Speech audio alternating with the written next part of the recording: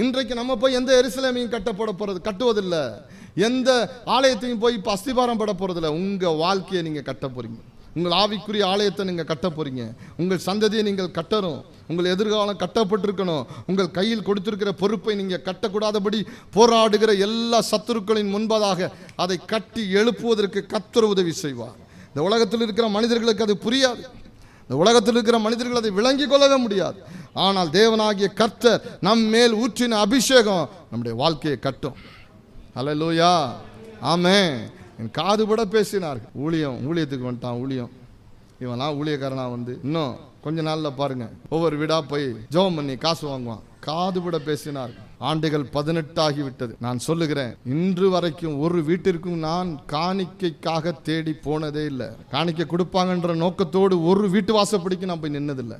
பெருமையா சொல்லலை, என் தேவனுடைய மேலே வைத்த அன்பை நினைத்து நான் சொல்லுகிறேன். ஒரு ரூபா கூட தேவன் இரக்கம் செய்யாமல் உங்கள் கையில் வந்து விழாது. ஆமென். ஒரு ஆசீர்வாதம் கூட கர்த்தர் அனுப்பாமல் உங்கள் கையில் வராது. கர்த்தருக்கு விருப்பம் என்ன தெரியுமா? இஸ்ரவேலை ஆசீர்வதிப்பதே கர்த்தருக்கு பிரியம். நீங்கள் ஆண்டவருடைய அன்பில் நிறைஞ்சி அவருடைய அழைப்பில் அவருடைய சித்தத்தில் நின்னா போதும். நீங்கள் நிற்கிற இடத்துல கர்த்தர் தங்களுடைய பொக்கிஷங்களை, தங்கள் புதையலை கர்த்தரே உங்கள் கையில் கொண்டாந்து கொடுப்பார். எத்தனை பேர் நம்புறீங்க? ஆமேன்னு சொல்லுங்க. ஆமென்.